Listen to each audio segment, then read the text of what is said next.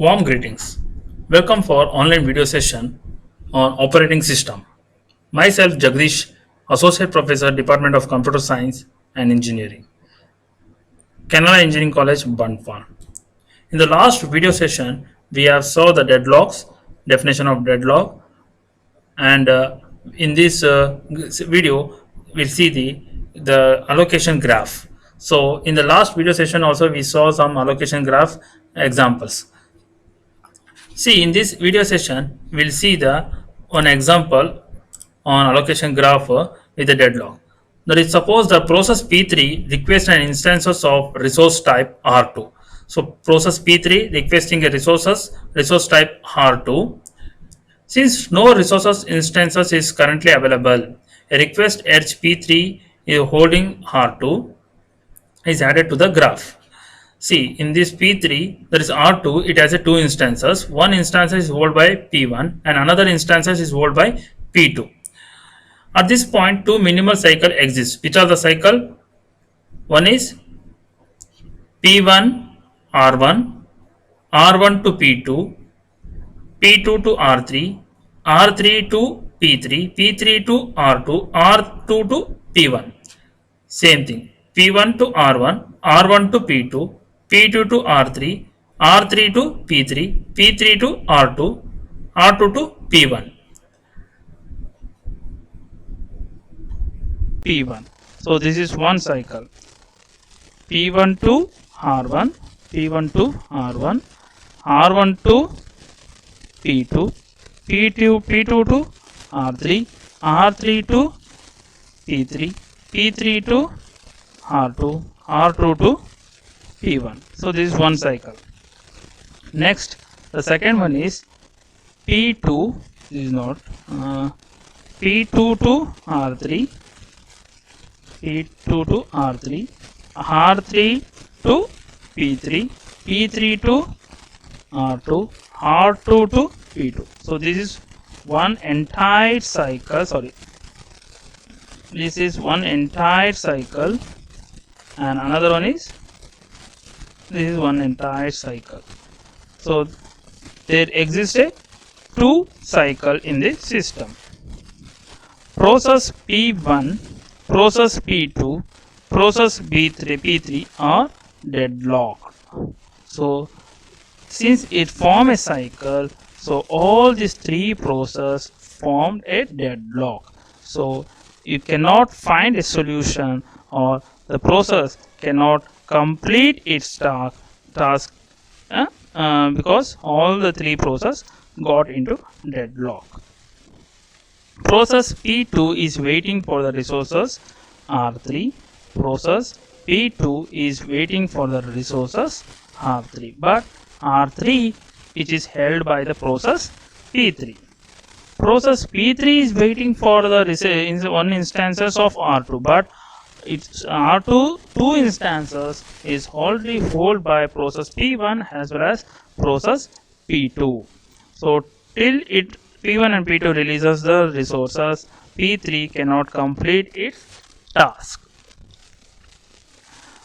In addition, process P1 is waiting for the resources R1, but R1 is held by the process P2.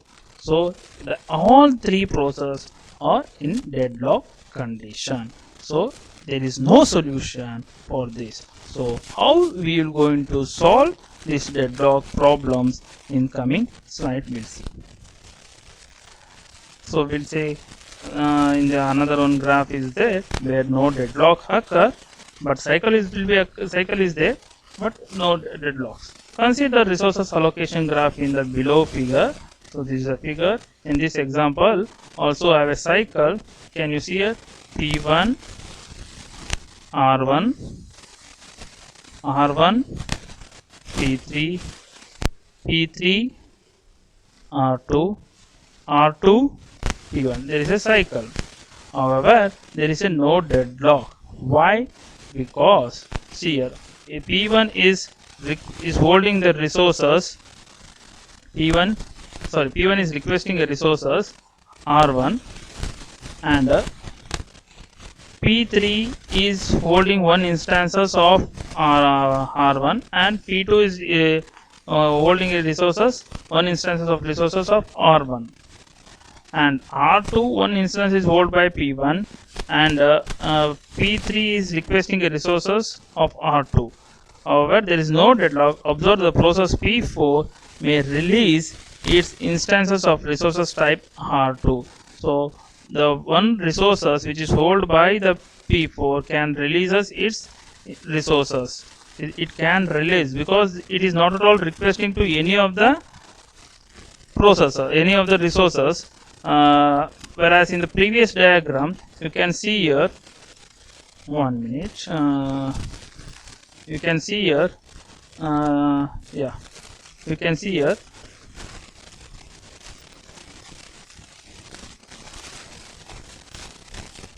See, before completion of P2, the one instances is held by the P2. That is one of the instances of R2 is held by P2, as well as at the same time it's requesting R3. Whereas P3 is holding the resources R3, but it cannot release the resources of R3 because it is requesting one instances of R2. So here no of the process, any of the processes what it is holding, it cannot complete its task because it's one independent. P1, if it is wants to complete, it requests a resources R1 and it's holding one of the instances of R2, but R1 is holding the resources by P2. At the same time, it's requesting R3, but it cannot complete. R3 is holding by P3, but it's requesting R2. So here deadlock, there is no solution for this at all. So you can see here in this, whereas here we will get a solution for the this cycle, because P4 it completes its work because it is not at all requesting any of the resources. So the resources which is held by the P4, one instance of R2, after completion it releases its work, releases its resources to the other process. So it can complete its work. So P1 is holding one instance of R1. So P4 completion, it releases its resources and it can P1 can complete its work. After completion, it can releases R1 instances. So R1 instances, it can once it is releases, it can make use of P3 can make use of that resources. So there is no deadlock in this diagram. Even though if it is a cycle, there is no deadlock because P4 is not at all holding not at all holding any of the resource not at all requesting any of the resources, but it is holding only one instances of R2. After completion, it releases. So this is good. There is no deadlock in this graph. So basic facts of the deadlocks. Okay, basic fact of the deadlock. If a graph contains no cycle, no deadlock. So if there is a graph, so something like process P1, resources P2, another resources. Here 2 instances, here 3 instances, R1, R2. So another resources R3, 2 instances. So P1 is requesting for an R1 and R2 is holding by P1, and P3 one instances is held by P3, and for P2 one instance is held by R2. Okay, sorry, P2.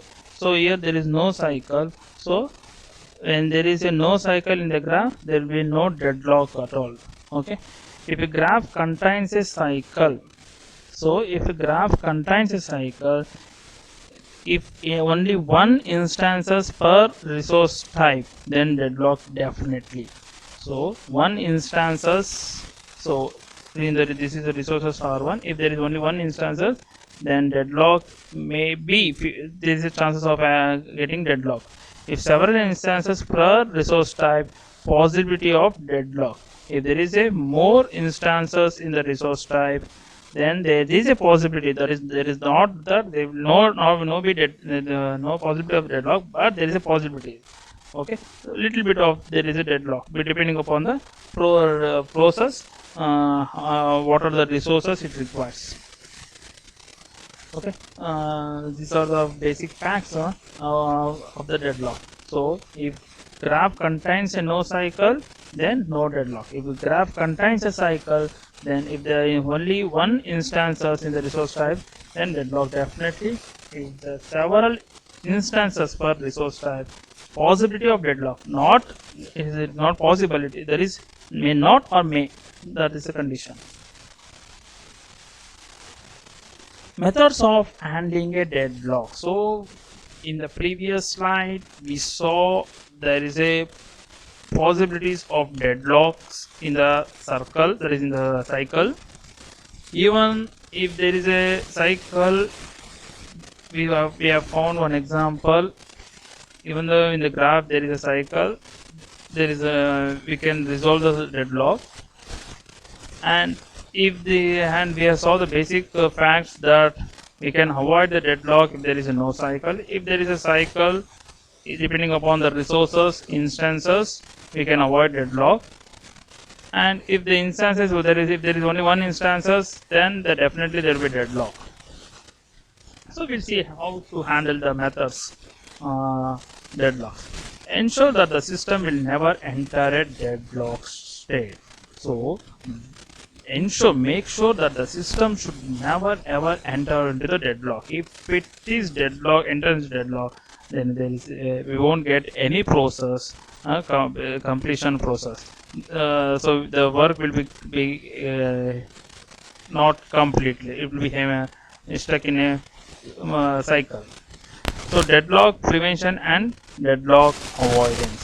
So if the system enters a deadlock state, so one is prevention and avoidance. We can avoid it or we can prevent from deadlock. How? We'll see in the coming slide.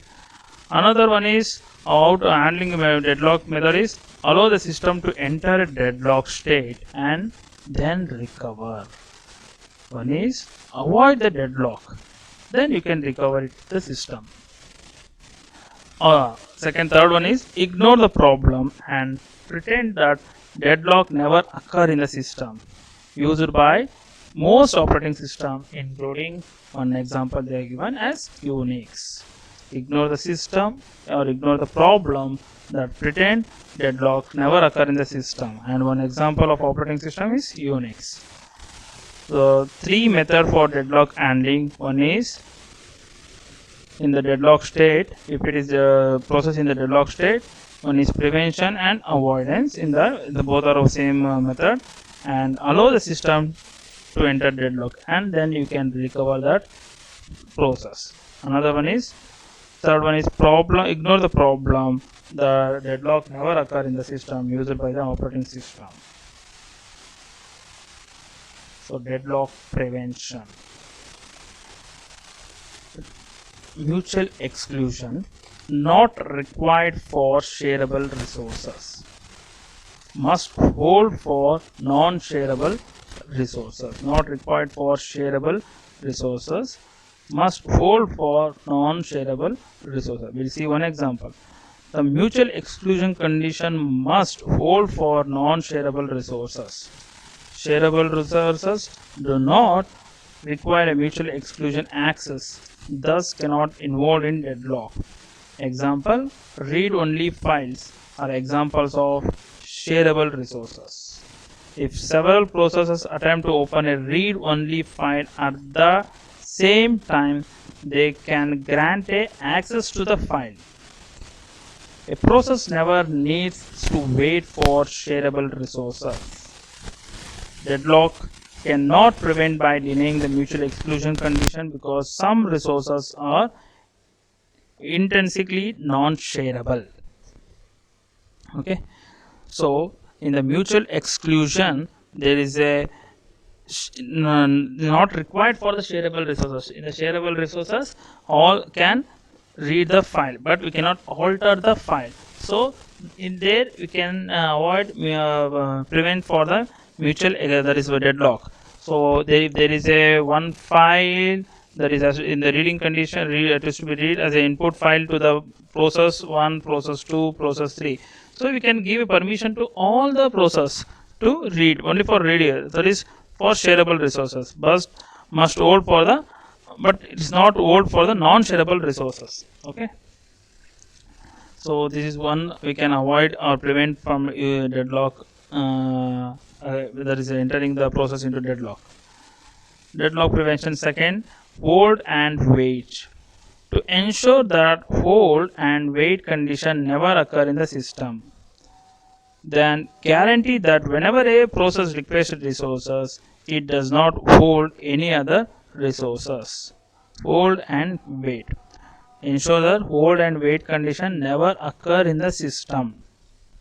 Then guarantee that whenever a process requests resources, it does not hold any other process. Whenever process requests any of the resources, then it should not hold any other resources in the queue. For example, process 1, process 2, resources R1, resources R2. So think that P1 is requesting this R1 resources and R2. So P2 is also requesting R2 R1 as well as it's holding one of the resources of R2. That should not be happened. So how we can avoid deadlock? Process should not hold any other resources whenever it is requesting the other resources. It should not hold any other resources. That time we can prevent the deadlock. One protocol that can be used requires each processor to request and to be allocated all its resources before it begins execution. One protocol that can be used requires each process to request and to be allocated to its resources before it begins execution. If it can request the resources before completion, so whenever there may be something, there will be some protocol set of steps how to request the resources and how to allocate the resources to the particular process to complete its task. Another protocol allows the processes to request the resources only when it has none. A process may request some resources and use them. Before it can request any additional resources, it must release all the resources that is currently allocated. So whenever if before completion of if these resources are holding, so it can complete its work which is allocated using these resources. After then it can release, then request the resources, other resources. Consider a process that copies the data from DVD drive to a file on disk. Sort the file and then print the results to the printer. So consider a process that copies the data from DVD drive to a file on disk, sort them file and then print. See here the results to printer. So there is a one DVD where you have a file, so you should copy that file to the disk, secondary that is a disk, that is a hard drive. Then that file is, it should be sort. So then after sorting, then it has to get a print in the printer. So directly you cannot request the printer before copying the data from drive, that is DVD, to the disk. After that you have to sort, then you have to request a printer. If all the resources must be requested at the beginning of the process, then the process must initially request the DVD drive, then disk file, then printer. So it will hold the printer for its entire execution, even though it needs a printer only at the end. So I hope you have understood. So you have a set of file in the DVD drive, you have to copy down that DVD drive to the disk, then you have to get a printer. So instead of doing this is a sequence, it is better to do. So you have to request resources. So if you beginning itself, if you ask printer before then the printer has to wait till all the process has to be completed, where the printer can be used by other process to completion of its execution or completion of the task, so that we can, by this we can avoid deadlocks.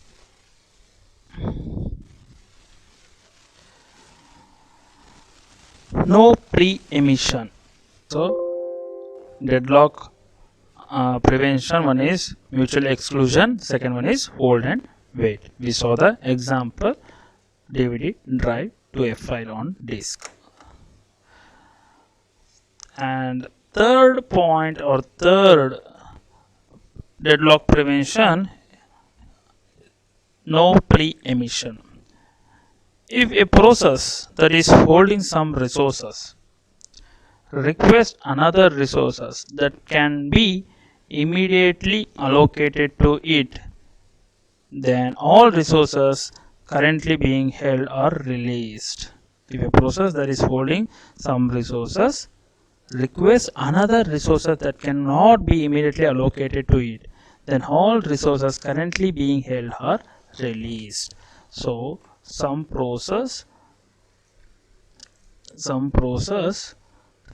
is holding resources R1 R2, okay, it's holding, and it's requesting one another resources called R3, okay, R3, but this is cannot be released immediately by other process, because other process is holding that resources P2, it cannot be released. At that point of time, the resources which is holding other resources can be released immediately. Pre-emitted resources are added to the list of the resources for which process is waiting. Pre-emitted resources are added to the list of resources which the process is waiting. So this is pre-emitted, so it will added to the list because these resources will be released by P1 and it is required immediately once the resources is released by P2. Process will be restarted only when it regain the old resources as well as new ones that is requesting. So this process will get complete its task only once the resources which is released by P1 will be in the list. So once the resources which is required by the P1 which is released by P2, if it is get to the P1, then only the resources which is hold and which is released will be given to the P1 to complete its task. So this is pre-emission. Circular wait impose a total ordering of all resource types and requires that each process requests a resources in an increasing order of enumeration. Impose a total ordering of all resource types requires that each process requires resources in an increasing order of enumeration. So one example is given: if a set of resource type R includes tape drives, disk drives and printers, then the function f might be defined as follows: f tape drive is equals to 1f, f disk drive equals to priority, they are given some, okay, then f printer is given 12. Now consider the following protocol to prevent deadlock. Each process can request the resources only in an increasing order of enumeration. That is, process can initially request a number of instances of resource type of Ri. After, the process can request instance of resource type Rj only if and only if Rj is lesser than, that is 1 is lesser than 5, means so tape drive is lesser than this, then it can be the resources which is requested by the process can release us. So this is a circular way imposing a total ordering of all resource type and require that each process requires a resources in an increasing order of enumeration. So first 1, 5, 12. So whichever the number is being assigned to the resources, that resources can be requested by the process. If that resources is held by some other process, then it has to wait in a queue. That process will come back in the circular. So once it is got all the resources, it can complete its task. So there are four methods for deadlock prevention. One is mutual exclusion, second one is no pre-emission, circular wait, and the last one is hold and wait. So deadlock avoidance. Deadlock avoidance requires that the system has some additional prior information available. So you should avoid the deadlock in the system. How? With simplest and most useful model, one is maximum number of resources of each type that it may need. Maximum number of resources, that is each process declare maximum number of resources of each type that may needed. So model requires each process. So process P1 require maximum number of resources, like something 4 number of resources. Okay, that is being given immediately to the system where it resources will be allocated to the process. If it is available initially, then it will make it available that resources during the execution of the task. So during that time you can avoid the deadlock. Deadlock avoidance algorithm dynamically examine the resources allocation state to ensure that there can never be a circular wait condition. So there will be a deadlock avoidance algorithm wherein dynamically, depending upon the process task, it can allocate the resources to the process to ensure that there should not be any circular wait condition. So instead of prevention, we can avoid the deadlocks. So these are the three conditions. Resource allocation state is defined by the number of available and allocated resources and the maximum demand of the process. Resource allocation state is defined number of available and allocated resources. So something, there will be a graph or a chart where resources will be there, and to the resources to which are all process it has been allocated, and what time it will be get releases, something related to that, to which are the processes has been allocated and how many instances are available. So that if the allocation table is there, maximum demand of the resources to the particular process we can be handled carefully. So these are the three prior information is required to avoid deadlocks. Safe state. When a process requests an available resources, system must decide if immediately allocation leaves the system in safe state. If the process requests an available resources, system must decide if immediate allocation leaves the system in safe state. So there is a process where it holds number of process around two resources have been hold, 2 resources hold by P1, and it requires only one resources. That is something another resource number 3. If it is released to the process P1, then whether we can avoid the system that is in a safe state. Safe state in the sense there is no avoiding a deadlock will be a safe state. System is in safe state if there exists a sequences of P1, P2 of all the processors in the system such that Pi, the resources that Pi can still request to satisfy current available resources plus resources held by all the Pj with j is greater than 1. So lesser than 1. J is lesser than 1. That is, if Pi resources needs are not immediately available, resources needs are not immediately available, then Pi can wait until all Pj have finished. So resources will P1, it requested resources. If that resources are not available, then Pi can wait until Pj have finished. So it has to wait until Pj is to finish. So P1, it requires something around 1 plus 2 plus 3 resources, but the third resources is not available, so P2 is holding. So it has to P2 till P2 completes its job, P1 has to wait. Then at that time the system will become safe state. When Pj is finished, Pi can obtain the resources, execute, return the allocated resources and terminate it. So when P2 complete its work, the resources will be released, then it can make use by the P1 to complete its task. After completion of its task, it can releases all the resources to the system. When Pi terminates, Pi plus 1 can obtain its needed resources and so on. So resources which is released by P1, it can the given back to the resources of P1 plus 1, that is P2, or it may be P3 or P4 in the sequences. Okay, so that is always be in the safe state. So P1, P2, P3 are in the sequences. So when P1 if it wants to complete its task, P2 it checks the resources which is held by the P2. If it is P2 is holding the resources, it is not all requesting any other resources, then it completes its work, then it releases the resources. Then P1 can make use of these resources.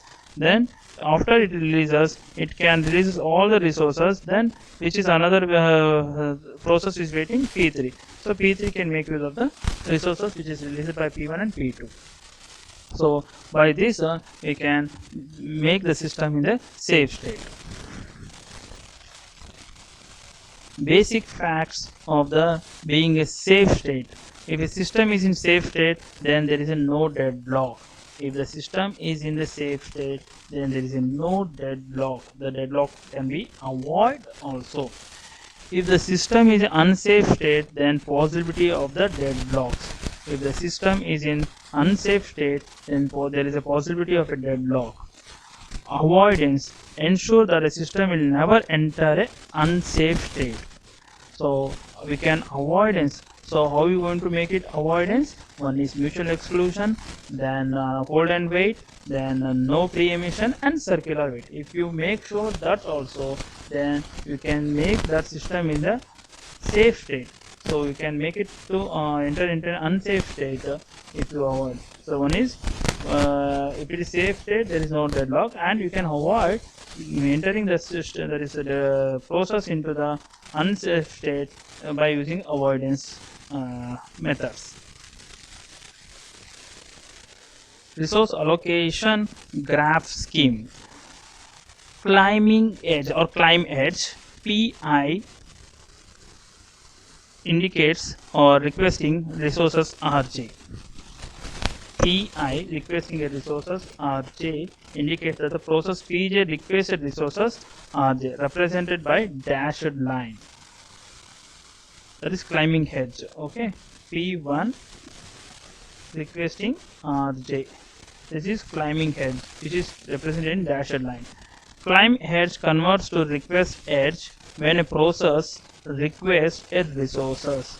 Process requested resources. Climbing edge converts to request edge when a process requests a resources. Requested edge or request edge converts into to an assignment edge when the resource is allocated to the process. So this is P1. This is requesting, means requesting Rj. This is requesting edge, and P1 assigning means this back ulta. This is assignment edge and this is requesting edge. When a resources is released by a process, assignment edge converts to a climbing edge. When a resources released by process, assignment edge converts into a climb edge. So after completion, if the resources is released by, if the process releases the resources, then this will be the climbing edge. So this is holding, and after making use of the resources, if it is releases means this should be dashed lines, then this is called as a climbing edge. Resources must be climbed a priori in the system. Resources must be climbed in a priori in the system. So you can see there is one example. If a resources allocation system has only one instances of each resource type, then a variant of resource allocation graph is used for deadlock avoidance. In addition to the requested assignment edge, new type of edge is introduced called climb edge. Okay, so process P2 is climbing to the resources R2 just because this is also climbing. A climbing edge Pi Rj indicates that the process Pi may request resources Rj at some time in the future. So sometime in the future it requires a R2, both P1 and P2, and P2 is requesting, this is requesting R1, and P1 is holding the process resources R1. This is holding and this is requesting. Okay, and these are climbing, both P1 and P2 both climbing the resources R2 in future. This edge resembles the requested edge in direction but is represented in the graph by dashed line. In a process Pi requested resources Rj, the climb edge Pi is converted to the requested edge. When resources Rj is released by Pi, then assignment edge becomes Rj dash is reconverted into climbing edge. So once it releases resources, then this becomes climbing edge. So this it means R1 is released by P1. So this becomes requested edge. This becomes a assignment edge, and this is requesting edge. Once this becomes a climbing edge, this becomes a assignment edge. So unsafe state in resources allocation graph. So this is one of the example for unsafe, because P2 is requested R1 and R2 is holding by P2. Okay, and P1 is climbing the edge R2 and is holding R1. So this becomes a cycle, and this is an unsafe state. Resource allocation graph algorithm. Suppose that the process Pi requests resources Rj. The request can be granted only if converting the requested edge to an assignment edge does not result in the formation of cycle in the graph allocation graph. So resource allocation graph algorithm. Suppose the process Pi requests resources Rj. Then the requests can be granted only if the converting the request edge to an assignment edge does not result in the formation of a cycle in the resource allocation graph. So by this we'll end up this online session. So next we'll see the Banker's algorithm. Very interesting, and problems are more, and very interesting topics. So we'll see it in the next online video session. Thank you all.